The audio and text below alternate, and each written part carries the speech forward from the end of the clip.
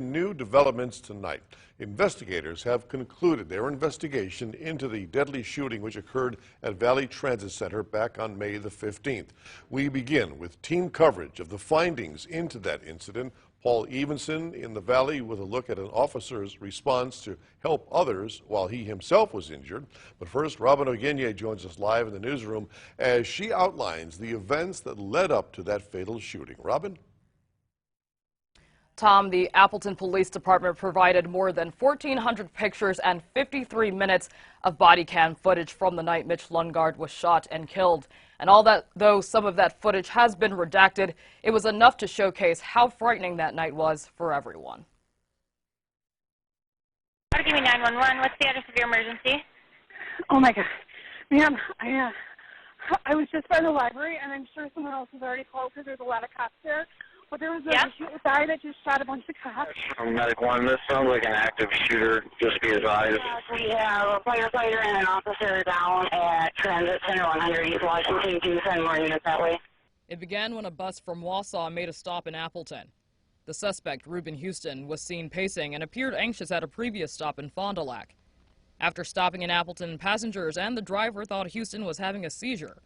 When medical responders arrived, they said Houston was showing signs of an opioid overdose, subsequently administering Narcan. The first dose was able to allow him to start breathing easier, and then the second dose they gave him helped him in order to be able to come conscious again, because that first dose didn't make him conscious.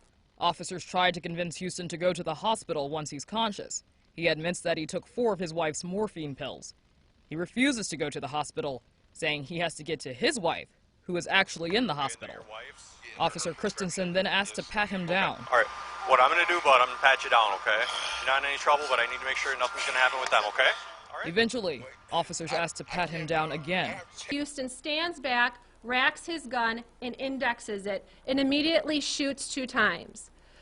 Officer Christensen also responded instantaneously from the location that he was, where he also grabbed his duty weapon, he indexed it, and he shot. Shots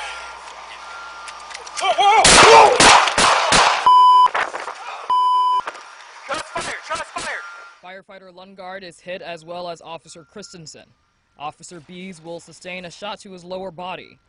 Christensen hits Houston in the abdomen. He takes cover behind the transit alcove while Houston uses a bystander as a shield.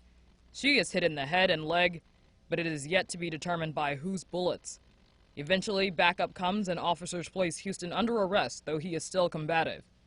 Houston and firefighter Lundgaard both die from their injuries. A blow to the community, one that is still trying to heal. In the end, it is the actions of all those people, our heroic first responders and our compassionate community members, that truly define the city of Appleton. Outagamie County's district attorney says her decision on whether or not to file charges against the officers involved in the shooting was determined by whether she thought they acted within reason and with objectivity. Because the officers thought that Reuben Houston posed a threat to them and everyone else at the transit center that night, no charges will be filed. In the newsroom, Robin Ogenye, Local 5 News.